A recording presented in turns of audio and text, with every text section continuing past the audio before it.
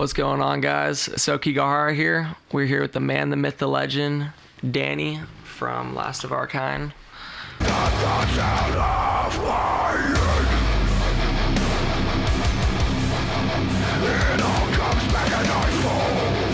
So today we're just gonna be interviewing this man here. Gonna be talking about his come up, his band, how he became the GOAT he is, and yeah, so we'll just get into it. So introduce yourself. I'm Danny from Last of Our Kind. Danny Maldonado. I play guitar. Yeah. He also tattoos, guys. I tattoo as well. I forgot about that. It's my artist right here for sure. He's done.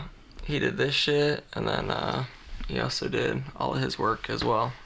So yeah, I'll put some images up on the screen right now of some of his work, so you guys can go check him out. He's off Murrieta Hot Springs and Murrieta, California. So if you guys want to check him out, you definitely should. Get you right. Yup. So let's talk about your band. How'd your band form, and how'd you guys all meet? So I started the band, I want to say in like 2019, late 2018. So our drummer and I have actually been best friends since 6th grade. Fuck yeah, that's a long time. Yeah. That's fire. After high school, we didn't really see each other for a while. And then the first shop that I actually worked at, he came in and got tattooed by someone. That's how we kind of rekindled. And started jamming. And then his cousin is our bass player, Adrian. We've all known each other forever. Oh, hell yeah. We had another vocalist to start, and then things just went south. So, booted him. Happens. No disrespect. And then, basically I put up a post on Facebook, I think, trying to find someone else, and then Trip, he liked it, saw that he was actually from Oceanside. Hell yeah. Or he's in Oceanside, so Close, hit him up, right? and pretty much. That's just how it started. That's rad. It's cool because I'm learning too as we go. Because like a lot of this stuff, surprisingly, we haven't talked about throughout a lot of our sessions and tattooing and shit like that. So Yeah. So how'd you start tattooing? How'd that become a thing? Oh, man. Fuck. I've been tattooing pretty close to like 12 years now. Kind of grew up in shops. Like my parents were getting tattooed, and a lot of the guys that I actually work with now, or a few of them, they worked at that same shop. Hell yeah. Okay. So it's kind of like me telling them, like, oh, I'm going to work for you guys one day. And I'm going to be a tattoo artist when I grow up. Hell yeah. That's fire. So- That's dope. Sounds like you knew what you wanted then from Yeah. early on. That's dope. Stuck to it. Got in trouble just drawing all the time in school. Hell yeah. Not That's doing dope. homework. That's usually how it starts. Fuck it, bro. Yeah. But I started tattooing like my late junior year of high school. That's fire. So- So you got into it pretty early. Yeah. And then just kept to it. Hell yeah. That's dope. So how many people do you think you had to fuck up before you started actually getting solid? Oh, man. But that one. I butchered my fucking thighs, dude, so bad. Your own? Oh, yeah. I That's a still good got my spot, very man. first tattoo that I ever did. It was a skull and mushroom. Oh, Damn, that's the very first thing you ever tattooed. It's I on was you? drunk as shit. I was probably, I think, 17. Oh, shit. Was that your very first tattoo ever? No, I got my first one. It was my last name across my back That's fire. Fuck yeah. when I was what's up. 16. Hard. Hell yeah. Professionally done. Hell And yeah. then, yeah, kind of had to wait till 18. Didn't really wait till 18. Yeah. And then just kind of took off from there. Hell yeah. That's dope. It went uphill from there. That's Don't fire. want to say downhill. Yeah. So it was mainly yourself you were really butchering before anybody. Kind of. I had a few fuck ups here and there on friends. That's the best, though. Yeah, you always want to fuck up on your homies first before anybody else. Before Then you have anybody to actually see pays it all you the to do all time, that though, shit. huh? Like you were saying. Yeah, but I mean, it's kind of cool to like see Yeah, where I that's started your till fucked up now. tattoos. But like, there was a couple people that weren't friends that I fucked up, and there was one that came into the shop one time and was like, "You did my first tattoo in your garage," and I'm like, "No, I didn't." Like that. And she showed it to me, and I was like, "Put it down, put it down." Put it down. I was like, "I'll cover that shit for free, no charge." Fucking just don't tell show people it. I did this. Holy fuck, So that's funny. That shit's funny. But yeah, I fucked up a lot of friends. happens. Hey, you're but a lot of friends I'm thankful for because they're still sticking around. Hell yeah. Hey, those are probably the best homies. If someone is willing to let you tattoo them and put something like that on their body forever, they're probably some real fools. Absolutely. They're some real dudes. So what was your favorite what's your favorite song that you guys have out that you've made? I'm gonna have to say Void Bearer. Okay. Dude, love that track. Live is just so much fun. I can't wait for that one. That one's just seeing the crowd's entire like energy change, like as soon as like it hits, is it's a total like game changer. That's sick. And I do have to confess that I kind of ripped off Rob Zombie's Super Beast and Scum of the Earth in order to make that track. Hey, fuck it. Sometimes you gotta borrow a little bit. You gotta borrow here and there. Hey, Dimebag said it, bro. Dimebag did say it. You gotta borrowing riffs. Use them in your own way, bro. Yep. We're not stealing them. So would you say that that's your favorite song to play live? That's my favorite song to play live. It's just very high, like energy, fun. The riffs, some of your riffs and shit are just... Yeah, like I don't really have to like sit there and like really focus on what I have to play like correctly. Would you say that's the most fun to play on guitar for you? We have a couple of those songs that I actually do love to like play live and just at home, but Void Bearer like for sure is like the one live that I'm like always excited to play. It's usually like the last song that we play too, so I'm like, okay, that's hurry sick. up. Just try to get the set going through. Yeah, it's usually how it is for us too. When we cover Destruction of a Statue, that's usually the last song that we play for our set for the most part, and that's like our favorite song to play. That's the one we usually have like the most locked into for the most part. Yeah. That song's so fucking hard. And a big part of it too is like not only is it homage to like fools we look up to, love, music style and shit, but it's like a lot of people know them, and so whether they know that song or not, when that shit comes on, it's so hard. Because Suicide Silence is just hard, bro. So that's one of my favorites to play, just because it hits so hard and it's just gets everybody going, bro. Yeah, and a big reason why we do it too is because like a lot of older songs like that, a lot of people won't be able to like ever hear live like that again. Yeah. Or especially that one, bro. They don't play because that like song a lot of them live. they just don't. A lot of them they don't play anymore, or like it's very very rare for them to come out with, especially when it's at like a smaller show and everything. It's a whole different vibe and experience when it's at like more of a local venue rather than on some like Mayhem Fest shit. Yeah, so it's a lot more personal. So we covered Unanswered a few times. Hell yeah, that's cool. And it was always fun, just because I mean I love those boys. I've known them for a long time, but like seeing like the crowd, it's just fun because everyone knows it. Everybody it's knows like, it. Yeah. You're there for a deathcore show, or I mean any kind of show really. You hear that. Straight. People are just beating the shit out of each other. It's just. That's cool. One of those songs too where you, like you were saying, you don't gotta think about it, bro. It's so fucking simple and heavy that you could just go as hard as you can the whole time and just watch people fuck each other up and shit. That's my favorite, dude. We played at Rockefeller's in Corona. Okay. Dude, the first time we ever played there, I don't even know, it was like we played like our first 3 songs, dude, and like 6 fights broke out. Oh, fuck. It was just like dudes and chicks, like everyone was just fighting at shows. That shit's fucking annoying. Yeah, I mean, it was pretty annoying, but also I was just like, fuck, dude, it's got some hype. There's a lot of people it's always lit, bro. bombing on each other, and I was just like, it's always fun to watch as long as it doesn't get too serious. Yeah. As long as nobody actually gets seriously hurt and like everybody like hugs it out afterwards and it's all chill. That's all the biggest problem. I don't think there was any hugging, but probably not. Most likely not. Most of the time there's not. It was still a fun show nonetheless. Yeah. And I'm glad it happened during our set. Yeah. Did anything happen because of that? I don't know if we got in trouble or what, but yeah, we played again, and we played again there, and like not long after, and they were It was a little weird. There's some douchebag security guard playing Paul Blart.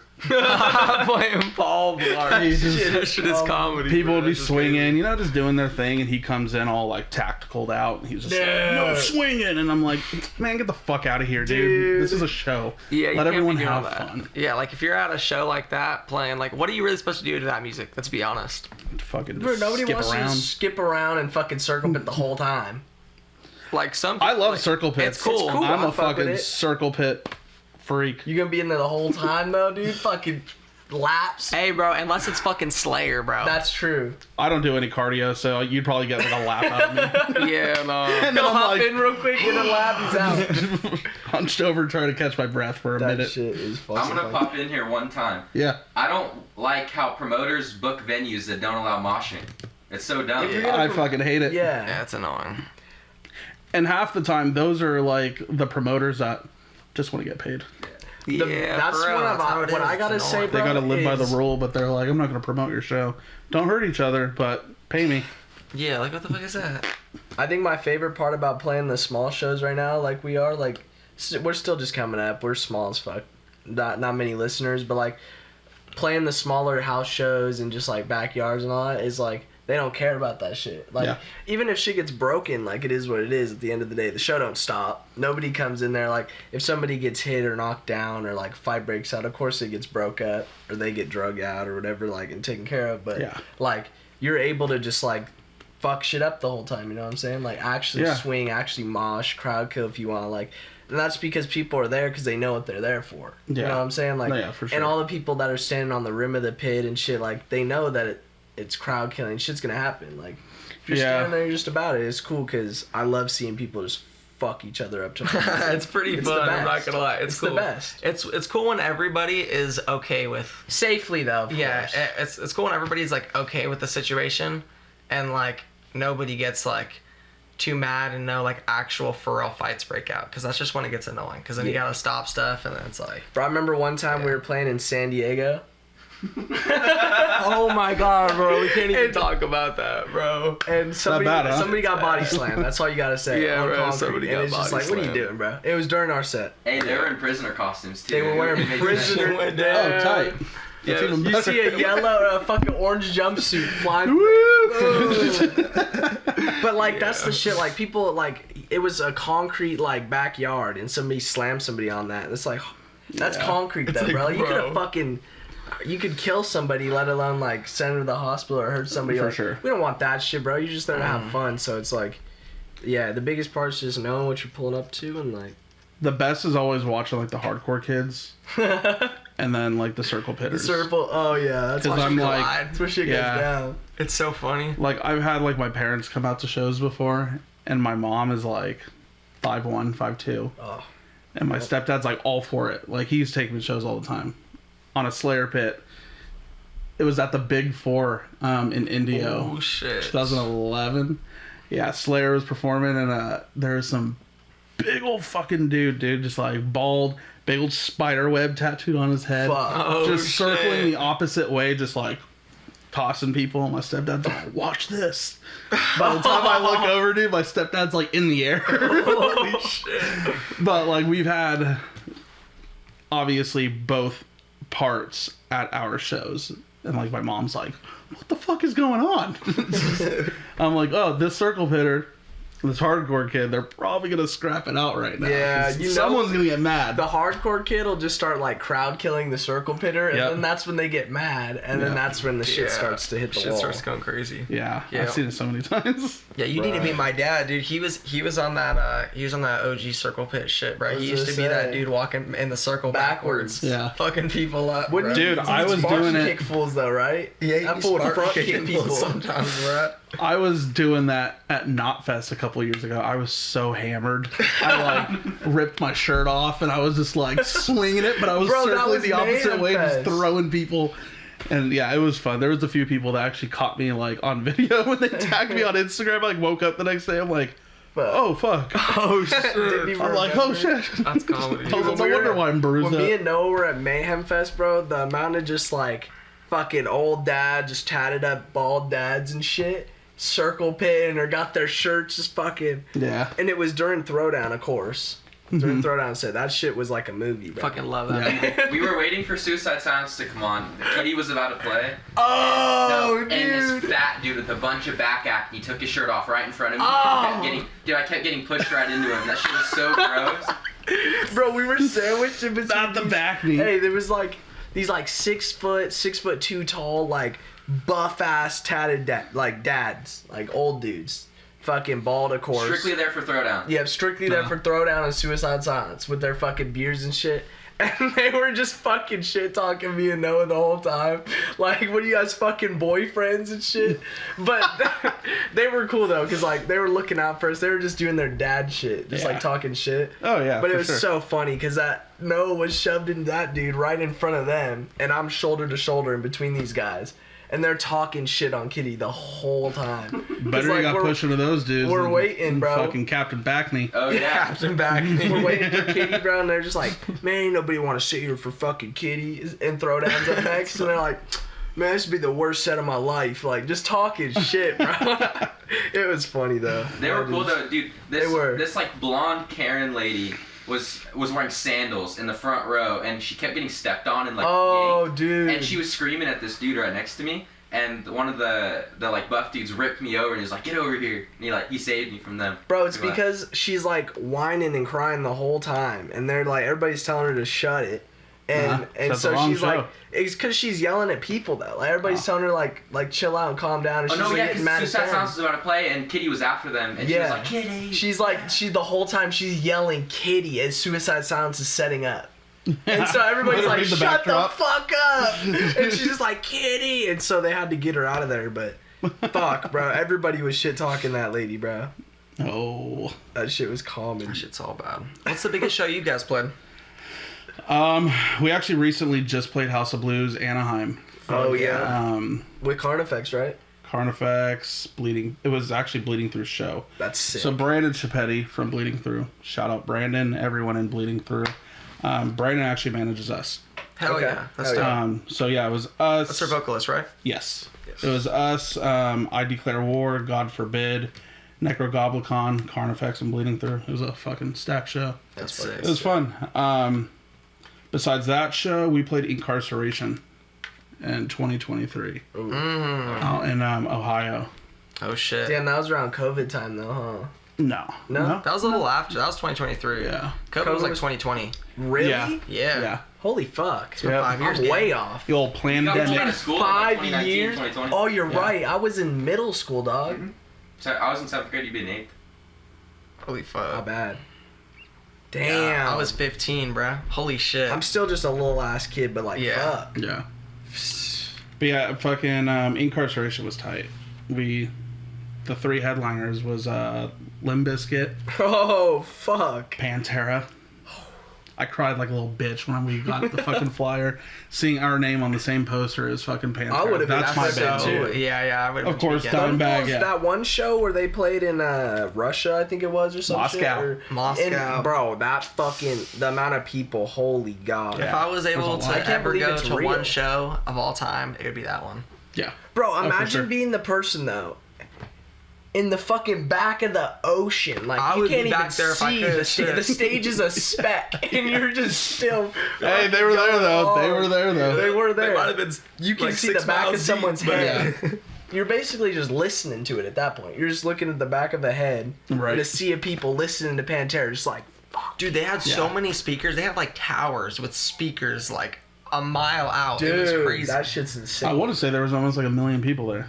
Yeah, I think there was. It was like 1.1 or something. Actually, I think it wasn't it like the biggest show of all time, like the most people have ever like been to. That's one of them. It's one of them, yeah. I'm not too sure on that one. Bro, what about that one Lamb of God one? That was at Download.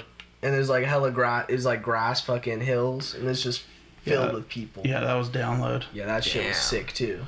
But yeah, that was a really fun festival for us to play. Slipknot was the last headliner. Damn. For day 3, so. Fuck that's badass. yeah, that's so hard. Monsters of Rock, Moscow, 1.6 million people. 1.6. How do you guys only have 6,000 people? on Instagram? That shit don't make sense to me. I don't know. People don't like us. People love us. Don't know. Fuck with you. Don't know. I feel like a lot of times, like followers don't really equate to like how people react to your band and like the pop out though a lot of times. True. Because we have like no followers whatsoever, and most of the time, like our sets go like everybody there goes like crazy, like the whole time. Everybody tells us too they don't know how we're like so underrated or whatever you say, like slept on. Yeah. We low-key don't have that many views or like followers like that at all. But like every show we do pull up to, like you were saying, and hit, like everybody loves it. We opened one time. It was our first show with Noah, I think, and it was in Hesperia, like High Desert. Oh, okay. Yeah. And it's called C47. Yeah. Oh, nice. Yeah, C47. And that place actually is fun. But we opened, and we were opening for some like bigger bands, like Reverend, the other band I was in. Yeah. And, dude, I think, like, we went, like, no offense to all the homies, and even the band I was in, I played after that. Fucking, that set went hard, bro. The second we started off and opened that show, fools were like, holy fuck. And that was our first show, technically. Because, like, oh, nice. We only played one bullshit show, and it was just me and Seth. We had nobody else in the band that was even in the band like that. Fucking two-man show right there. Bro. Dude, we had two other... 4 people. We had 2 other people with us, but they learned the set like 2 hours before that. But they locked in and they still hit that shit. Nate, so the guy... They were on some demon shit. Damn. Nathan, that's been drumming for us this whole time until we just got Logan. He just grabbed the bass and just hopped on bass for that show. And then the drummer that is now the drummer of his band, Disfigured, Jake, we weren't sure who was going to play the show, and they just pulled up that day. And he's played with, like, Askin Alexandria, I guess, and shit. And he's just, he's a little guy. Yeah. He's 20, I think, now, but he was a little guy. And he was just like, I'll do it. I can learn that shit. And we were like, for real? And so in the room, as we're setting up the venue, because it was at the guitarist of Reverend's house. So it was like we were setting up the show. So as we were, like, setting it up in the day, getting it all set up, fucking... This kid just hops on the kit and learns our whole set in fucking like an hour before the whole show started, and we opened. It just played like a bullshit set. You gotta love. And that was technically our first show. But you gotta love people that do shit like that. Dude, I was like, always nice. I was like, if you think you got it, I trust you, bro. He wasn't even in a band at the time. He just pulled up with everybody. He was just there. Yeah. Yeah, no, he was in his pop punk band at the time. Well, I'm saying not a band that was playing. Yeah, not a band that was playing. He just pulled up with all our homies. Yeah, he just pulled up with his homies, and he was like, fuck it, I'll learn that shit. He was just a monster at the drums. But no, yeah, technically that was our first show, though, with Noah as a band. We even had Isaiah there. Okay. And Isaiah joined the band, like, he's been our homie for years. He knew Seth since they were, like, fucking, like, 5. Yeah. Okay. And, me and Isaiah have grown up together. He learned that shit in, like, 3 or 4 days on bass. Never touched a bass instrument in his life. Learned the whole set in, like, 4 days. So he's a goat for that. We talked about that last time, but... Yeah. That's just fucking... that show was sick. Yeah. No, that's tight. Opened, and everybody went hard as fuck. Mm-hmm. The energy was instantly, like... And so we knew from that day, we were like... When we actually play, that's just how you know. Like, that's the undeniable, like, affirmation, whatever you say. We played that show, and I was like, hell yeah. Then 2 hours later, I got my head split open. Oh, yeah. A 2-inch laceration on my head. Oh, shit. Yeah. I had to get, like, 5 staples. Dude, the lights went out for some reason. Like, someone got backed into the light switch, and then... What an asshole. It was the sound guy for their band. He was standing there with, like, a little mixer doing the turntables. Uh-huh. And he got backed into the lights. Yeah, I think somebody like jumped into him, and he like fell back into the light switch, and then somebody threw something or something, and he got smashed in the head, and he was just gushing blood. Next thing you know, bro, lights turn on though, and this fool, he's gotta go to the hospital. Yeah. He's fucking leaking blood, and I'm just getting told no all one's the way going to the down the side of my hospital. body, my whole face is covered in blood. Oh, dude. I was so like the lights came back on, and you were just covered? No, not the lights are still off, and I touch my head, and I'm like, am I bleeding? So I pull out my phone, and I look, and blood everywhere. Dude. Yeah, the lights turned back on, then I'm looking at him, and he's like touching his head, and then like a couple seconds later, I just see... Like, his whole face just start getting swarmed. I'm just grateful I didn't, like, pass out or nothing. Like, I remember everything the whole night. Bro, craziest part is there's him, Noah, and then the other guitarist in Reverend. So our band played that night, and then I was in Reverend that also played that night. Uh-huh. So there's 2 Noahs that I'm playing with. And so I'm just setting shit up. Lights go out. Shit comes back on. This fool's running over to me telling me he's gone. He's got to go to the hospital. Noah's head's leaking. And I'm just like, Noah. I'm like, oh, fuck. We're setting up Reverend's set. And I'm like, am I about to hit this shit solo? And they're like, no, Noah. And I'm like, oh, like my own band member, the other one. Yeah. The other one. I didn't know what was going on. I just getting told fools' heads are leaking. Dude, I take the hit every show. I'm the one who gets hurt at every show. You should have just played the whole set just like that. Well, it was after our set. We opened, and then it was like 2 hours later. Yeah, so he had to miss my set, but still, he fucking... Yeah. I was in the hospital till like 2 a.m. Fuck. Damn. Yeah. Then a 2-hour drive home. What I think it was, personally, was one of those, like, the spike bracelets. Yeah, you know, like, probably. People wear the bracelets with, like, fucking spikes on them. I think they were just moshing or something. The old black metal kids. It was the hardest I've ever been hit, though. It's not like I got cut. So that's why I don't think it was a bracelet. You just got sledgehammered by someone's fucking elbow or something. Fuck. Probably. Someone hit right on the fucking, like, correct falling angle. and just like boom. They haven't been so tall though to do that. Dude, there wasn't very many tall people. Nah, it was just a bunch of little ass fools. I probably got like fucking dunked on or something. Like just fucking dunked on, smashed. Dude, some little dudes just all this one time. Probably. You know, I'm leaking. It was bad. Dude, you have the picture. You should pull up when you got a time right now. Just like look for it. Show that fool. That's crazy. Yeah, I was gnarly. Dude, yeah. I could add that on the up on the screen too. Oh yeah, you should. Should. Definitely will. Gnarly. Just don't even censor it. Fuck it. Surprise It didn't everyone. get banned on Instagram, so. Hey, I know it. I was gonna say it a on week after YouTube. that, I got a fucking black eye in LA. Yeah. I can't say it, but y'all heard that. Starts with B and ends with it. Yeah, it's our crazy. YouTube. How'd you guys come up with your name? Oh, that's a good one. So, we originally were called Malice. Okay. I hated it.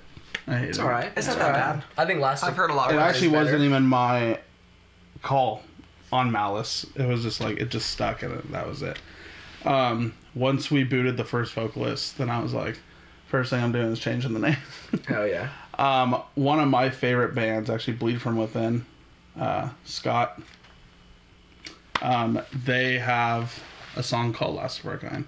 Oh, that's tough. And it just stuck. And then finally I was just like, cool, like that's it. Then come to find out, as soon as we started putting some stuff out, we weren't the only ones called Last of Our Kind.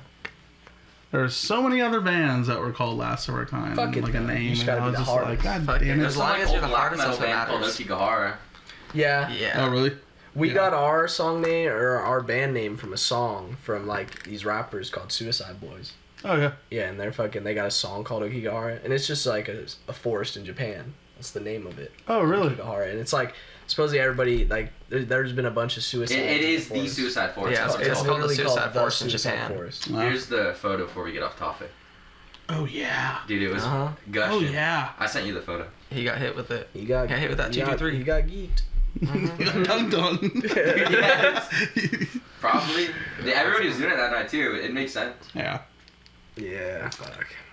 But yeah, that's pretty much how we got our name. It was just song name. Hell yeah. Yeah, that's very, like, pretty much like he was saying, very similar to how we got ours. We got ours from Suicide Boys, and it was kind of like a homage, because that's kind of how we got into, like, all, like, the music shit, is because I went to grade A 2022, and I saw Suicide Boys, the band Knocked Loose. Oh, yeah.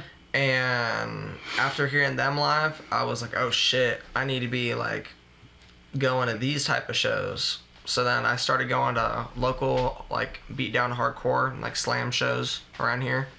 And then from there, that was kind of like it. That was kind of how we started. So when we were forming the band name, then I was kind of thinking of a way we can incorporate that and how we could do that in a way that'd be cool. And I felt like that was the coolest way, because I also saw that there wasn't, like, very many bands. There was, like, only, like, that one, like, old, like, black metal band or whatever, but, like, they had, like, no followers, so I was like, whatever. I was like, these fools haven't even made anything since in, like, 20 years anyway, so it doesn't matter.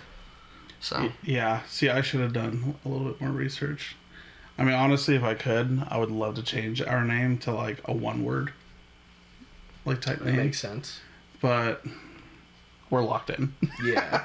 We're too far into the game now. Sick, though. I fuck with that. Yeah, I like Last of Our Kind, our emblem, our that's what I was gonna sigil say. and I feel everything. like the biggest part is, like, the look of the name too, and the look of your logo, and, like, if you could see that name and, like, the way it looks on a big show. Like, you know what I'm saying? That's a big part of it too. Like Aokigahara and the way our logo is, I'm like, that shit's cool. I feel like I could see it on a bigger show. Yeah. Like your guys' Last of Our Kind logo, like fits perfectly. It's just one of those like logos that'd be on there. Like, yeah, I really like the way like our logo is. Yeah, it's a cool ass logo. Who did that, by the way? Oh my god. I think his Instagram name is like Imperfect Design or something like that. He does strictly logos. Okay. But he kills it. He does some cool ass shit. Oh yeah. So, yeah, we've had it, and then our emblem, we got made. Someone, I think in like Africa. Oh shit. And like she put it together for us, and then I was like, "Can I send you like a shirt or something?" She's like, "I don't technically have an address." And I was like, "What?" And she's like, "I don't have an address." And I'm like, "Where the fuck do you live?" I'm like, holy shit. Yeah. How is she even doing that without an address? Like, airdrop this shit to a hut or something? I was like, where? Like, where? Parachuted in. Dude. Parachute. Just flying over. He's all right, this is it. Get one of those seagulls with the fucking notes, bro. Yeah. That shit over. They got drones. Get the doves, bro. They got drones nowadays, bro. That shit 1700 style. Jesus Christ. But yeah, that's pretty much... Yeah, we use those two people, and then... Yeah, now our like emblem is like, I think it stands out a lot for us. Yeah, it looks good. In the logo. I like it. Yeah. So we have that, and then I actually just got two side stage flags actually made. We just had them up for the House of Blue show. Okay. So like the giant I backdrop, seen those. and like, dude, the that's side what we're flag trying to behind get the made. cabs, dude. Yeah, we need those. I want to get our emblems on our cabs too. We need to get like cabs that we run for real. Dude, just get like a cutout or whatever. Yeah, like a metal machine made one or something. I want to get an orange cab because they make the covers that just stick onto the grill of the cab. Yeah. The orange ones. Mm-hmm. Orange cabs are just expensive as fuck. Yeah, but so is like an oversized Mesa. Yeah, but like, yeah, I don't know. Honestly, but Mesas sound a lot better than orange. I'm not gonna lie, bro. I got a hot take on Marshall. Mesas. I don't really like the Mesas that much. I've played with an oversized Mesa before, and honestly, I didn't really care for it too much. Really? Yeah, I just got endorsed with Black Star. Probably, I don't know, 5 months ago. I've used 6 one months Black ago? Star. It was like it was a straight Black Star, and it sounded pretty good. I liked it. Yeah, dude, my cab, I think sounds just like I want to say like a Mesa oversized. What speakers are you? No clue. Just I'm gonna stick with my Marshall, bro. My Marshall. I like the Marshalls. I'm Dude, not Marshalls gonna lie. are tight. The I want to get one. That come in and Brit. They're sick. Yeah, my favorite one that I've played. I played like I think it's called like a 1960A or some shit like that. I don't know. It was like a smaller Marshall cab, and I played that with my 5152, and that shit sounded so good with it. Oh, it was Tom's? Nah, it was when I played with Knuckle Sandwich at the boxing gym. Oh, yeah. I don't know whose cab it was. Shout out whoever's cab. But yep, that's a goated cab. I'd buy that shit. Tell you what. I low-key fuck with that one cab and head setup we played in Colton the first time when I was playing with Rev. Oh my Whatever god. shit that was. Manny's? The cab and the head. I'm not gonna lie. That was that shit. The man Manny from Ritual of Despair. I know those boys. Yeah. Yeah. So his head Right? is crazy. I'm not gonna lie. His guitar head is a nice ass guitar head. It's like $500, $600. I looked it up, and I don't know if he has it modded or some shit, but that shit sounds fucking crazy. That shit sounds good. That shit was insane. Had to have been mixed with a good cab because it was fucking. Yeah, I was on he had like I know he had vintage, like oversized Mesa speakers and that shit. Okay. Like some OG ones. The V30s. Yeah, just some standard V30s. Yeah. Pretty sure. Yeah, that's what I have in my Marshall because they come with Celestian, so. Yeah. But I know Orange does too, but it's like the Orange British. is with the V30s. So there's like the V30s have two voicings though, where they're made. Ah, okay. So they all sound different. Yeah. See, I don't really know too much about gear. I do to an extent. Yeah. And Same. Then, like that's like pretty much it. It's like I know I got like the gist of everything down, like enough to where I'm like, I know what to plug in and where to plug in. Yeah. Now I'm good. So. Dude, that's me. Pretty much. This whole set basically plugs all the pedals in when we're at shows. Bro, not that I can't do it, but like bro. it's also his head and shit. Oh, okay. So like he just kind of knows. So he's like our tech as much as he's our vocalist. Like when we set up and we do anything, even when I was on tour with Reverend in my last band. Yeah, I was a full-time drum tech the whole time. Fucking rare though. Yeah, he was. But the vocalists are techs set up too, drums, and know how to set up other gear. Yeah. Let alone a vocalist that helps write the music too. Dude, this fool's written most of the guitar riffs. Yeah. That's not the shit. Only because, bro, all around he got into the whole musician. like music before I did. So like I wasn't into any of the shit, and then he went to that Suicide Boys and Knock Loose show, and he started getting into guitars and shit. I basically forced that fool. I bought a guitar, and I was like, listen. You're gonna learn this shit. You're gonna learn how to play, bro. So technically, he was originally gonna play for the bass. first like year, this fool was basically better than me on guitar. So he was like writing a lot of the shit, and like I was like, hell yeah, like fucking with it. I'd help here and there, have my 2 cents. Yeah. Make a couple little riffs in there, but like most of the songs were him. And then, I just had to like get better because obviously I was the guitarist now. Once you moved to Missouri, that's when you really got like good at guitar. Yeah, bro, I really just like fucking played guitar. That was about it. Yeah, our producer, fucking Aaron Shaparian. I was gonna ask you about who produces your guys' stuff. Iron Audio. That dude is the man. Okay. Sounds good. Yeah, really like Dude, professional he's like an AI machine. Yeah, that just sounds like it was fucking produced by it. Like him and I like just bounce ideas back and forth, and like I'll send him something and he'll be like, cool, let's do something like this too. And it's pretty cool. But like the Blood I Bled. Yeah. I went and saw Lamb of God and Pantera. And I was just like, is that the one where I'm it comes writing in and it's like, riff. what's it like to feel? Yeah. That shit, I love how it comes in. It's like, what's yep. it like to feel? Oh yeah. That shit's just tough. Yeah, that verse riff, that was my Lamb of God, like, inspo riff. Yeah. I came home and I'm like, I'm writing a Lamb of God riff. Everyone knows what a Lamb of God riff sounds like. Hell it's a Lamb of God riff. Yeah, Lamb of God riffs are like, they're distinct. They're like their own thing. It's like a Pantera. When Lamb of God they have their on, own fucking flair. Not only the vocals, but just the fucking, just the music, bro. Yeah. 100%. Dude, Willie and Mark, fucking amazing guitar players. Y'all wanted to say, by the way, this is out of nowhere, it's random. Congratulations on your new whip, bro. Yup, congratulations that on shit's the new clean. whip. That shit's shit's clean. nice. Little Yeah. Lexus. Hell yeah. I feel like a bougie ass rich mom. Hell yeah, Got the bro. black on. No Hey, blinkers on the freeway. He got black hell on no. black though. Black on black That on shit's black. hard. That shit's clean. I got a Lexus. Hell yeah. I felt like a pimp. That shit's pimp. Yeah. That is pimp. It's like a Shit, hatchback though, yeah. Lexus. That shit's hard. Which one is it? It's like a UX or which one? EX? Yeah, it's like a UX 250H Yeah. or something like that. Yeah. Okay. Yeah. It's like a sport model. Yeah. I know what you're talking about, bro. I work at CarMax over there, so I clean, detail every single one of those types of cars you'd see on the road regularly. Dude, I'd be the worst if I had that job. I'd be test driving everyone's car. Oh, dude, I do. Every time we get this one out of my anywhere from a system. Subi to like Hellcat or like any of those, like Yeah. C8 Corvettes, all that shit. Anytime we get like 5.0 Mustang, I'm in there. I'm driving that bitch around a lot real quick, bro. Donuts. I'm on that. Yep. No, but yeah, thank you. Hell yeah. Been staying busy enough. I felt like it was time to treat myself. Hell yeah. No, I thought that shit was sick, I want to say. So I didn't mention it earlier at the shop, so I was like, I gotta say it. We'll save it for the podcast. Save it for the Exactly what I thought. Hell yeah. For occupation, your only tattoo shop and band? Yeah.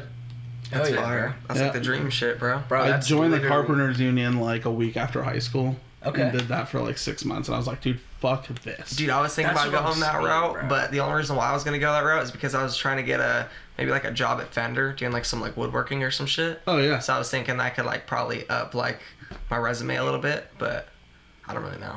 Yeah. I couldn't be fucking Bob the Builder. Yeah. I was That's like, his we're fool's gonna sit- dad, bro. Really? Yeah, my dad's like Bob the Builder. That fool could build like any. Right, you hand that fool like fucking a couple pins and needles, he'll build you a house That's how my on stepdad some is. demon shit. Like, Yeah. it's That's how my crazy. stepdad It's is. I don't always get the it. dads, bro. It doesn't Yeah. make sense. It's always the dad, bro. Well, I mean, I worked for my stepdad. That's cool. So like he was like the foreman on like the job pretty much. Yeah, for a while I was working with my girlfriend's dad for a long time out in Escondido. I was doing like forklift shit in like a warehouse. Cool. That was fucked. It was cool, but like forklifts are cool. I worked at McDonald's in Missouri. Cool. They're fun. Hey.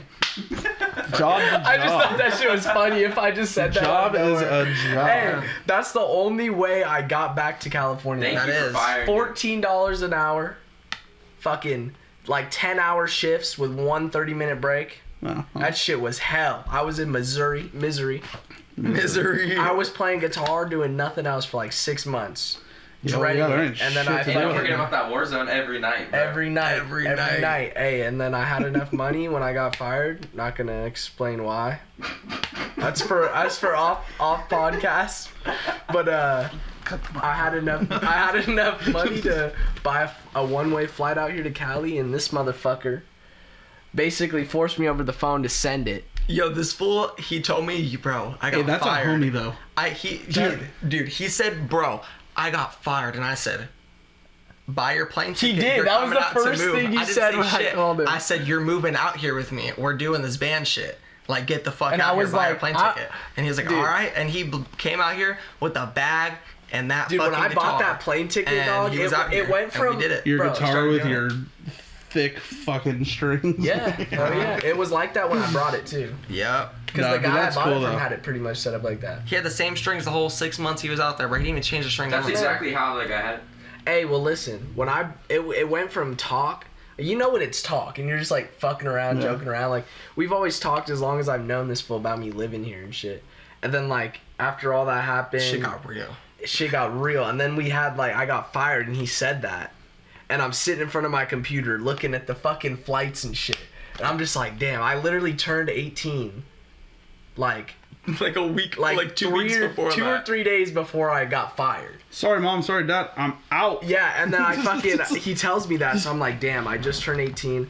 And I'm looking at the flight, and once I purchased that shit, bro, it went from, like, talk to real quick. Yeah. Like, I was like, holy fuck, bro. Like, no, that's cool. I bought the flight. There's no not, like, trying it now. I had to try to move out to California. And I didn't even tell my parents till after I bought it. Until, like, a couple days before the flight. He's all until after I got here. Mom, I'm not gonna be home for dinner. They didn't drive me to the airport.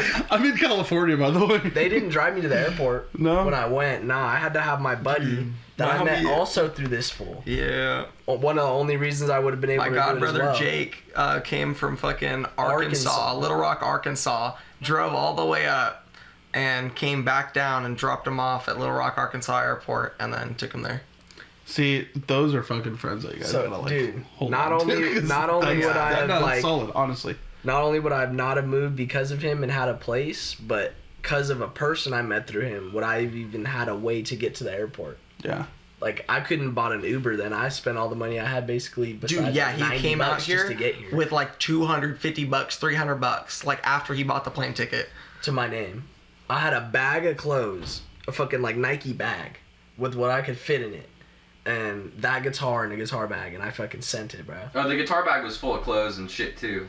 Like, had a couple of clothes in there, like around the guitar and shit. But once I got here, it was like the stick with like the bandana tied up. I was just like, I never even been on a plane either, bro. That was my first ever time on a plane. Damn, you really just went for everything. Hey, dude, that's cool. All the beads, that's bro. Cool, I sent it. We said it, bro. We had like 50 followers, and we never played a show at that point. Yeah. I didn't even know how to play guitar for real. Nah, like barely. He just I was just able to good. like be able to like record riffs at all. Like this was just at a point where he was like even slightly able to do it. All I gotta say is, dude, just stick to it. I'm this deep. There's no way I'm fucking we're balls deep now. Hey, like I said, if you guys ever actually need any help with anything, like I can always help you guys out. Appreciate that for sure, bro. Like already, bro. This guy got us put on a show. We're playing a show with Danny. Pull up March 21st. Yep, March 21st. Be there. Pomona, the Haven. Pomona, the Haven. Mm-hmm. Yep. It's gonna be fire. It's gonna be hard as fuck. Brutal. Mm-hmm. Better stay till the end too. Better be fucking popping out for these. That's your guys. No, who's headlining that show? Us. Yeah, that's their show. Hey, that's their first. You better fucking pull up. You better fucking stay till the end. You heard him. I had to make sure I was pointing the right direction. Right guy. Looking at the camera. No, I feel that. I'll be doing that shit. What's your main guitar setup that you like running live? So I'm endorsed with Dean guitars. Pretty much, I'm playing like the Zero shape, which is like the Explorer model. Okay. And then, being on Dean, I gotta play the Dime.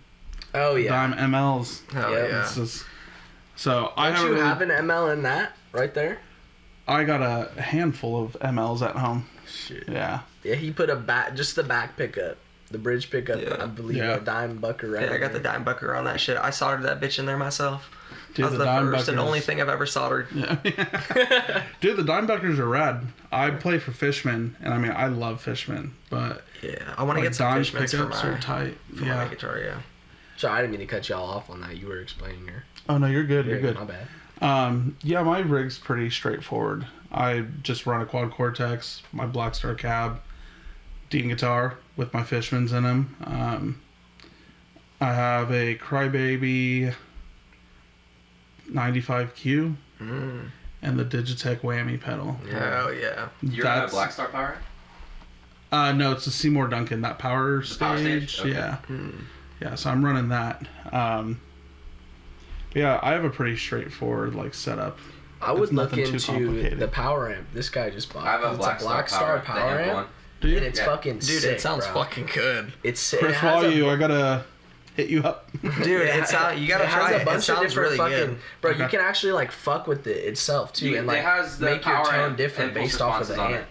Oh yeah, I could do that on like the power stage as well. But I mean, obviously Black Star I'm playing for, so the thing about it too is it has a setup to where no matter what amp you're playing on, or if it's 16 ohms or 8 ohms, it's always 100 watts. Always. Really? Yeah. So instead of like the 200 on the power stage, if it's 8 ohms and or 16 ohms, it'll go down to like 100 or whatever.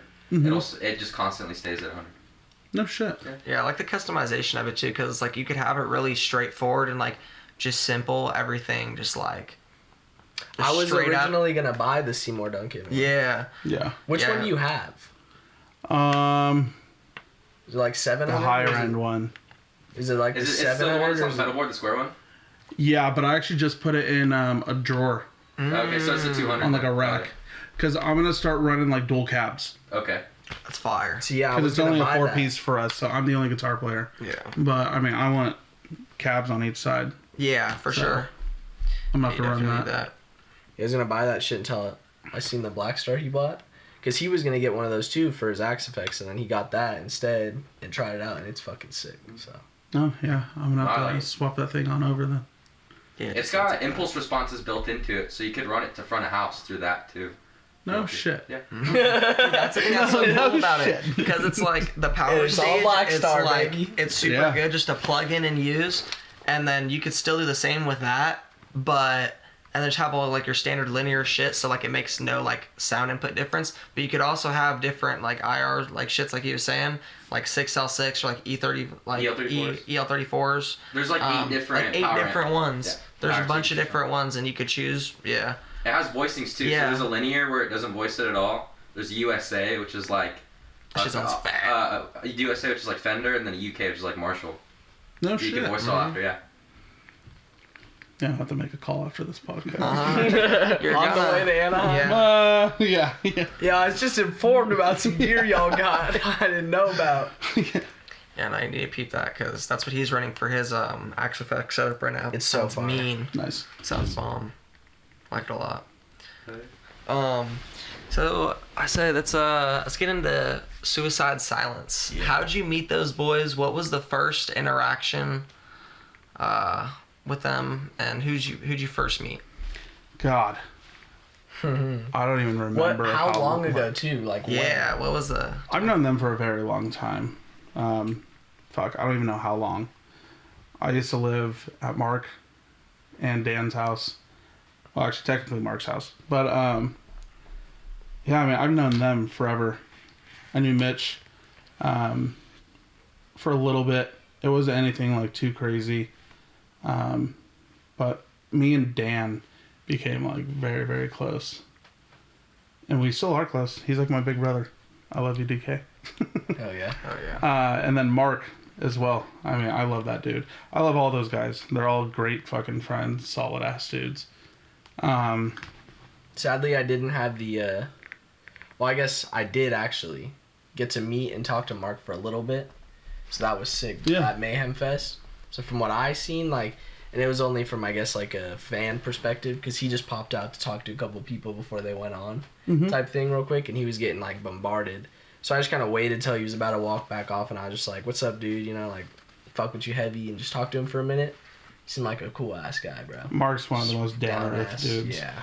He helps me with so much shit. Like, honestly, I wouldn't have probably half of my fucking, like, endorsements if it wasn't for Mark. Fuck yeah. Like, Mark has put his foot out for me. Shout out a lot. Mark. Yeah. Big shout out, Mark. That's dope. But yeah, they're all great fucking dudes. The most, like, down to earth guys. So who was the first one you met? Do you remember? Mitch. Okay. Yeah, Mitch. And then Dan. But me and Dan were, like, always together. Hit it off. Yeah. Yeah. Yeah, it's usually how it is. Just like certain people and like certain bands will just click more with than others, and like you'd be cool with everybody. Like they're all like your brothers, but like there'll just be those certain specific people that you just like really mesh with more. Yeah, I mean, like fucking me and DK talk like every now and then, but I mean, it's like we've been talking every day. Hell yeah. And like his brother Pat, like him and I are fucking super close as well. All the Kennys. The Kennys are awesome ass people. Hell yeah. But Full Dan seems cool too. I haven't got to meet him yet, but Dan's a character. I love that dingus. But yeah. So when you met like Mitch and all them at first, were you already like, because our band was going, how big were they? What year do you think that was? God, I don't even know. I was still a kid. How old were you think? The Showcase. Base it off better. Oh, Showcase. It was back then. It was back then. Yeah. Yeah, Showcase. Fuck, 14, 15 years ago? Longer than that? Probably longer than that. Yeah, well, I mean, like, definitely longer than that, because... Yeah, I think... Yeah. So did you know, like Gabe Ocha? Yeah. Yeah, oh, Gabe's fire. the man. That's fire, yeah. We actually just saw each other at Disneyland. Oh, that's good. That's cool. Yeah. In Space Mountain Line. That's cool. We've known him for a while. Gabe's an awesome dude. Yeah, we've seen his band Darsum like a lot of times, especially when we were first going to shows a lot. He's a super cool dude. Super humble guy. Yeah. Love that dude. Shout out. Shout out Gabe. Shout out Gabe. So did you like fuck with Suicide Silence? Obviously, before you met them, you were there for their show, so. Honestly, I didn't really listen to them as much. Okay. I just knew them as people. Right. Hell yeah. And yeah, I mean, we all clicked, and I was going to shows all the time with them and stuff. So I became. And picking it up a lot. Was Mark in the band when you met them? Yeah. Yeah. Okay. Yeah. So. Okay. Yeah. What was the first show you've ever been to? My first show. Technically, like the one that I remember was Motley. No. Oh, yeah. I was about to say, holy shit. Yeah, it was Motley Crue and Aerosmith. Damn. Fuck yeah. My first Yeah. ever show was actually Aerosmith. I don't remember it, but it was when I was like 2 or some shit. Yeah. But yeah. Pantera in 2001. I don't remember that. That's sick. Yeah. That's with rad. Dime. Yeah, with them. It was their last tour. Damn, their last tour? Yeah. But 06, yeah, it was Motley Crue and Aerosmith.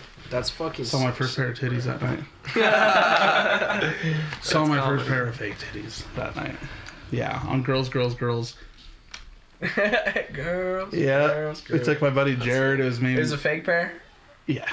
Yeah. Yeah, for sure. It was me, my stepdad, and fucking my buddy Jared. That's sick. Yeah. Dude, I wish I could have like seen Motley Crue while they were like Vince rocking. actually made sense when I saw him. I can understand. Dude, oh my god, the videos of them now, like I love Motley Crue, but goddamn, bro, the videos of them now, it's like Make sure it's still counting. Yeah. Yeah, we're good. Yeah, see, I love John 5. And I mean, I know Crue is a big band for him, as well as Kiss. Yeah. I just kind of bummed that he took off from fucking Rob Zombie. But we got Riggs back, and you got like the OG lineup and Zombie back, so That's dope. can't complain. What is your favorite show that you guys have like ever played? Period. Like the most memorable for you. Incarceration. Incarceration. Yeah. we got to network a lot. Me and Dime's wife actually have been following each other for a few years now, and we finally met like in person at that show. It was a very rad. Yeah, it was like a touching moment. That's pretty surreal. Where was that? It was the festival in Ohio. Oh, okay. Yeah, she gave me a cowboy hat of hers, which I believe it was Daryl's, but yeah, she gave it to me. I asked her if she sold them, and she was just like, I'm gonna go grab the hat. And I was just like, I want to play on stage just like Daryl did for like the last show or whatever. And yeah, fucking she gave me a hat. That's a little sick. Emotional moment. She got me fucking super drunk too before we got on stage. That shit's comedy. We were drinking Black Tooths, and I was just like, I don't even care if I mess up today. I'm like, this is fucking cool. That's lit. But yeah, that was probably like the most fun I think that I've had at like any show that we've played. It was cool. It was like in front of a giant prison where they filmed Shawshank Redemption. Hell, that's badass. Fuck yeah. Yeah, it was at that prison because it was like a tattoo convention inside of the prison. Okay. And then they had like the festival outside. That's sick. That when we like played, dude, the whole prison was on like the left-hand side. It was just super rad to like see everything. So that's the type of shit I'm trying to do, bro. I would love to play some more fucking festivals for sure. Festivals are fun. What's that thing you've been talking about? It was Nam or whatever? Where you go? Nam. Yeah. That's actually coming the, up. This up, right? Yeah. I want to go to that, dude. Dude, I'm sure you guys can still buy a ticket. When is it again? This whole weekend. This weekend? Yeah, this weekend coming up. Fuck. Thursday, Friday, and Saturday. And you can go, I mean, like, all 3 days. You can go one day if you wanted to. But I know fucking Mick Thompson's going to be doing a sighting. Damn. The man himself. A lot of people are going to be doing signings, and just companies are all there, and it's cool. Good way to read. They only do it once a year, right? Yeah. Yeah, it's every January. Who's your biggest inspiration as like some of your biggest inspirations, I guess you could say, as like just a guitarist and overall musician? Dimebag Darrell for sure is like my top. Mark for sure. Just obviously like connecting with him and just being friends with him and shit. Just being able to like sit down and just like jam. Like he's taught me a lot. So I mean like it's been cool like to sit down with him. But yeah, them, Vogue from fucking Decapitated. That's like the whole reason I play like the Explorer shape, and he rips. Jay Junger, if I'm even saying his last name right, from White Zombie. Okay. Because Pantera and White Zombie were like my first 2 albums that I ever got. Okay. So White Zombie is just Electric Head Part 1. Right when that comes in, I was just like, what the fuck is that? And then A New Level. Yeah. Yeah. Love that. I was like, what is this? So, dude, damn, imagine like when that shit came out. Like I know bands now that I listen to, obviously, that you're waiting for albums to drop and shit, and you're like, but like fucking I wasn't even produced Pantera, yet. Bro. When that song came out, but still, I was just still like swimming back around. when that shit's like fresh. That was still a new song back then. Though. I know. Like fuck. Yeah, I would love to hear it again for like the first time. Is it a trip to like look up to Dimebag and then now play for Dean and be endorsed by Dean? 100%. 100%. That would be surreal as fuck for me, because like that, my Dean MLX, that was like the first 6-string I ever bought, because like Dime was like one of my biggest inspirations by far. Like just his whole style and his whole attitude on the guitar and everything, and just like all the interviews I watched of him, he just like seemed like such a rad ass dude. I was just like, I want to be like that fool on guitar. He's just a fucking monster. The home videos, if you guys haven't seen those yet, the Pantera home videos. I've seen some of those. I don't think I have. Dude, you gotta watch them. I'm gonna. Might watch that to go to sleep tonight. But yeah, just being endorsed with Dean, like after like Dimebag, it's like cool. I'm like, this is, which is actually the company that I always dreamed of playing for. I mean, honestly, because of Dimebag. I mean, there's like Jackson and shit. Their guitars rip, but like ultimately, like Dean is like, and they take care of me. Fucking Chris Canella, thank you so much. He takes care of me very, very much. Hell yeah. So I'm just waiting for that Ibanez endorsement. If I were to ever like get a fucking guitar endorsement, which I never will because I'm not a guitarist, but I would definitely want Dean or Music Man. Music Man's are great guitars too. I actually had that one. Yeah, I love that guitar. It's my main guitar. Yeah, it was a great guitar. I love those guitars, especially the like the JPs. Yeah, like all the JPs. My JP, bro, is probably, I gotta say, as much as like my LTD is my favorite guitar that I have, just because like it looks so badass, and it also was like the first guitar I bought technically, first 7-string I ever had, but like the feel of it, like every time I play it, it just feels so like comfortable. Mm-hmm. Like I just know where everything is. Like I can just hit everything better, cleaner. I feel. Yeah. But like my JP's definitely after JD set it up too. Shout out to that fucking guy. Yeah, John Guitar Douglas. feels insane. Yeah. Yeah. So that one's probably my favorite right now, just because it's playing it and just everything. It's fire. It feels like a fucking rock solid guitar, but it's Music Man too. So. Oh yeah. Loving Chelsea Grin and shit. The tones, the passive pickups. I have my LTD that only had EMGs, and you guys said, bro, I was all about the EMGs, the active pickups, bro. EMG dick rider. And yeah, fuck you, buddy. I showed him the ways of the you. passive, and I was like, bro, passive pickups are the shit. You just gotta play them right. Well, this is the thing though, is like I'm a lead guitarist now too. Like we have 2 guitars in our band, and I'm doing all the sweeps and all lead shit. So I don't really need the active pickups anyway.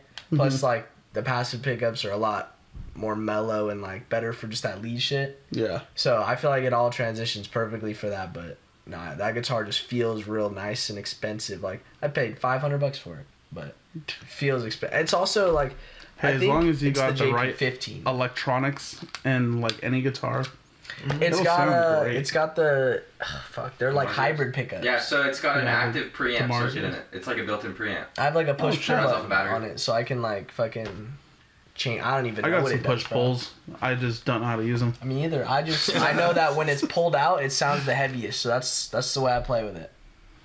So how it is, it's Never pull out. he's got it with the bridge and then one. Always pull out, guys. That's fucking bad advice. Yeah. That's bad advice, dude. You want to have Dude, my JP, I got that off of like some tweaker in Elsinore. Oh, $200, bro. And a Skechers bag. I got it for Gotta love the Elsinore tweet. I don't think it was $200. I think it was Like $180. Oh, really? Yeah, it was $180. Oh, you talked his ass down. Yeah, I remember. It was posted for like $230, and I was like That fool was 180. trying to buy an 8-ball. That's why. Dude, he definitely stole it too, because it literally a couple months. You went and bought a little it had 10-cent bag, the bro. plastic covers on the pickup still. Like it was brand new, never even used. So he definitely stole it for sure. But fuck it, I came up. Oh yeah, you did. $180. I just actually, dude, this is what I'm saying. I like this dude Dime. He's definitely been one of my biggest inspirations. Like I clipped the toe knob on that shit because I heard he used to clip the toe knobs because it would sound heavier and just like solder it straight to the volume pot. Yeah. So then I just did that with that and it sounds so good. It made the guitar like 20% louder and it just like fucking. As far as like passive pickups, like Dime's pickups are fucking awesome. Oh yeah, I didn't have to do shit with those. I think it just sounds crazy. It sounds so good. The Wes Hawk ones.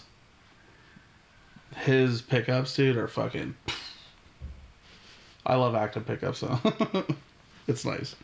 Yeah, I do like the compression of active pickups because like for me mixing and stuff, for like certain sounds and stuff, active pickups can be a lot better because just like when you look at them, like just the WAV files, they're like already compressed. Yeah. Compared to like active pickups, like the active pickups, when you look at the WAV files, they're like all over, where the EMGs are like fucking barbed damn near. It's like just like same. So I like those a lot. What's the let's see, what's the first riff that you ever remember learning on guitar? Oh God. The very first. That's a good one. ass question. That is a very good question, because when I first got my guitars, I didn't even know what tunings were. I just looked at the way like the tuners were turned, and I'm all turned mine like that. So my shit made zero sense. But God, I don't know. I'm sure it's probably Smoke on the Water or Iron Man or Probably one of something those. like that. But I used to watch. We didn't have cable, so I was watching my stepdad's VHS of like the greatest hits of Iron Maiden. Oh shit. I watched that shit on repeat. And that's when you had to rewind all the way to the very beginning just to watch it all over again. Mm-hmm. Yeah, I thought I knew how to play a lot of Maiden songs. Really, I didn't, because nothing was in tune. You're just like almost playing all the frets moving and shit, everything. Oh, damn. Hey, you're learning though. Yeah. Damn, how'd you even learn it like that? You were just trying to hear it? Yeah. Yeah, I just kind of Damn, you gotta really sit there and fuck around with the guitar for a while before you can even try to. I literally, like, here's my TV, I'd pull a chair up, and just fucking my nose would be... Dude, because, like, it was way different, because you guys didn't have, like, YouTube growing up or nothing like that. Like, us, we could just, like, look up whatever song we want. Somebody's and then, took a video. Like, you could look up any tabs or even watch a dude on YouTube just, like, play the whole song, where it's, like, back then... You, like, even just to listen to a song, you'd have to, like, have a CD, or, like, not even a CD a lot of times, like whatever, like, track tape, whatever. Yeah. Just to get it actually on there. That, I had a lot of, like, the DVDs. Yeah, DVDs. From bands, and it had just, like, the music videos, or, like, their live shit or whatever, so. Yeah, I'd just kind of sit there for hours and just watch. Mm-hmm. Fuck. And then kind of figure it out from there. Yeah, I had it made, but that's why I was able to get so, like, good in the amount of time that I've had, is just because I fucking sit on the screen and I'll just, like, there's no tabs, and before I could even read tabs, like, I had no idea how to learn tabs until I joined Irreverent, because, like, I had to learn songs from home. Yeah. So I had to start learning how to, like, be able to learn them, you know, before I pulled up to a show. Yeah. And so... before that, though, I would just look up a video of somebody playing the song that I wanted to learn. Yeah. I would just watch them play it and just do what they did. Yeah, see, I'm kind of more of like a hands-on type dude. Like, yeah, that's how I am. If I can sit down, like, I learned a lot from Mark just because, I mean, I would sit there and I just watch him play. It's so much easier, like, in person, I feel like, when you're just, like, you have someone there, just like, all right, just do this. Yeah. It's way easier than, like, learning on a computer. I'm like, I can read fucking numbers, no problem. Yeah. But I'm like... That shit's boring. I'm gonna watch it and it's like, yeah, it's way better. How was it, like, when you were living with Mark and Dan, getting to see, like, on a daily basis how they just, like, chill? Like, I guarantee he jams and practices all the time, like, just plug in his guitar and just fucking shred for a bit on his own. They were always gone. Yeah? Yeah. Okay. On tour.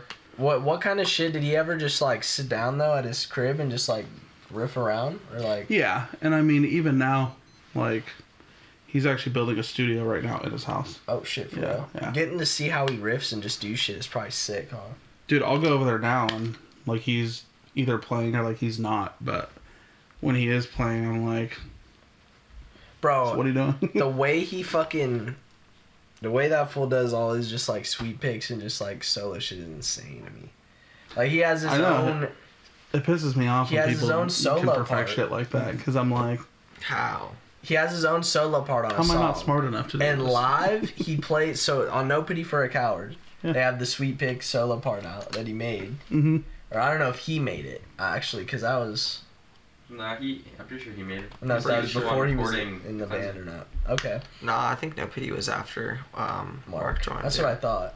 Although, all I know is they play that song live, and he always does, like, the same riff, like, 10 times faster with, like, just hella extra shit. And it's so fucking cool, but, like, he's like, he looks like a wizard. That's what everybody says. That's what I call him. He literally looks like a wizard. Just looks like a wizard hitting that shit. It's fucking crazy. It's sick. He should get a wizard tattoo. Motherfucker's a wizard, bro. I'm pretty sure he has one. If he does, it makes sense. I don't know. If not, he should get one. Tell him I said that. I've tattooed him a bunch. I did his whole back. Tell him I said that. That's fine. Yeah, I did a 3-headed alien on his whole back. That shit's sick. A goat head on his neck. Obviously, you can't see it with his beard. Big beard, yeah.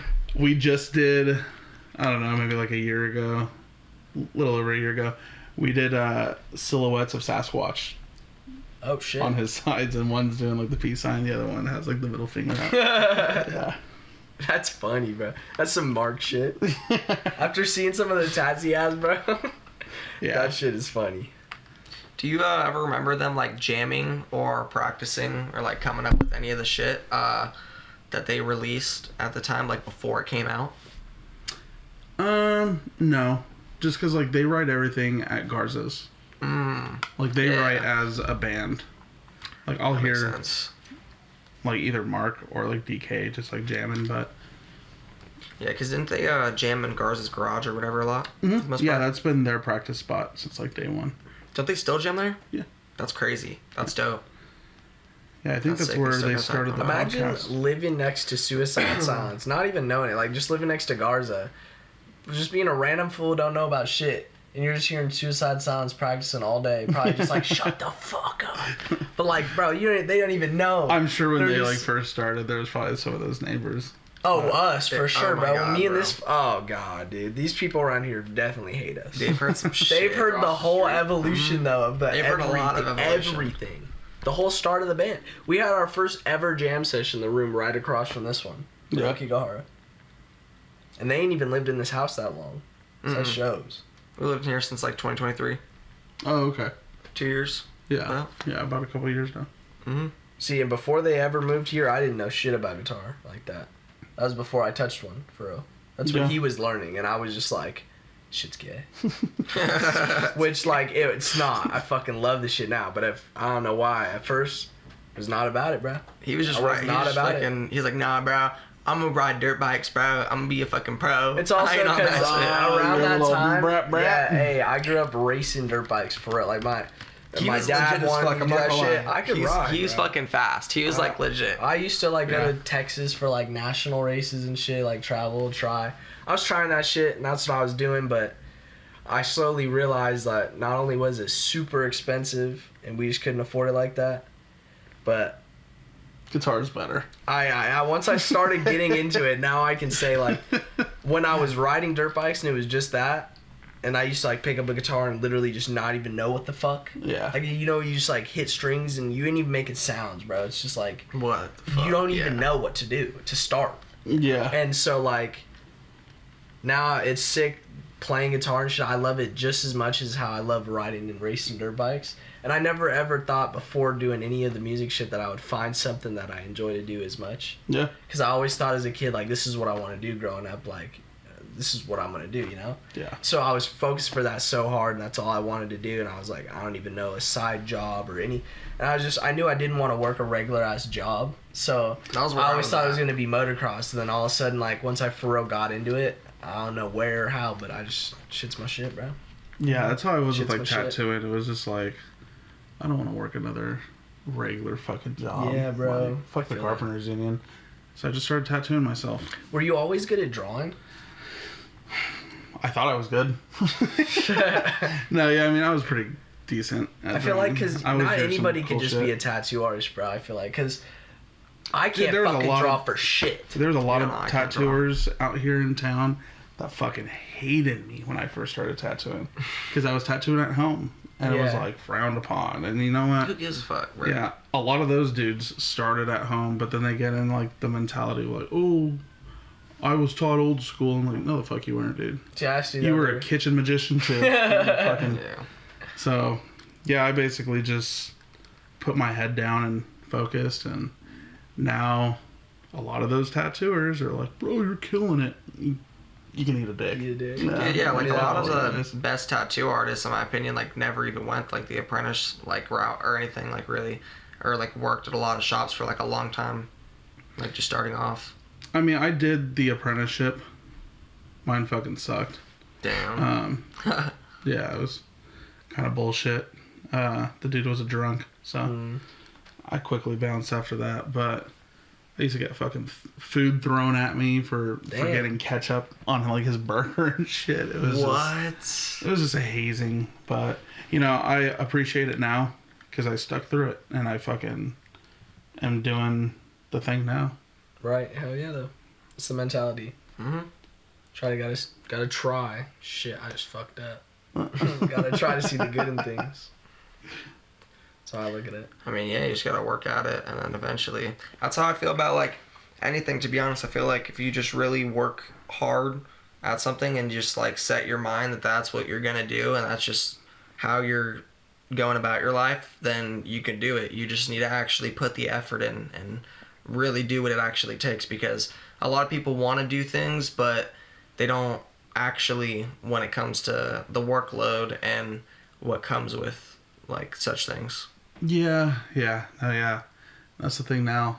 I mean, obviously not with you guys, but like there's a lot of young kids nowadays that are just babied too much and expect everything handed to them, and think that shit's just gonna take off immediately. It's like you gotta put the work in.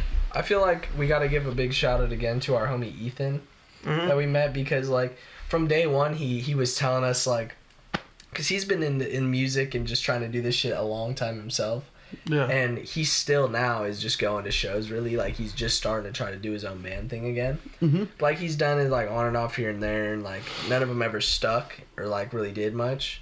But, like, he kept telling us, like, it's just not that easy, you know what I'm saying? Like, you guys will find out, but it's not that easy. You ain't just going to be able to just do it, you know what I'm saying? Yeah. So we're always like, bro, what do you mean? Like, you just do it.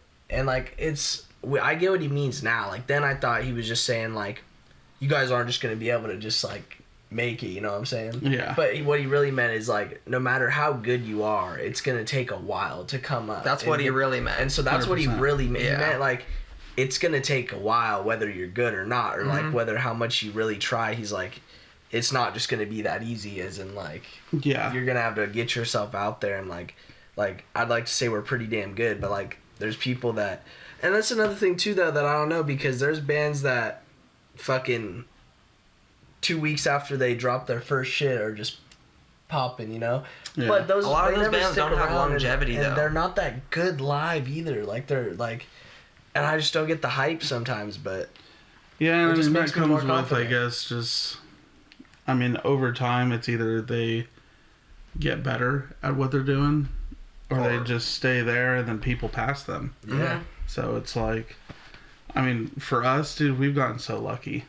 Like, we've had a lot of help and shit in, like, this game, but, like, we've also put in, like, the work as well. And there's a lot of people and promoters here in, like, the local scene that have even said that, like, we deserve it and everything. And, I mean, I'm pretty stoked on it.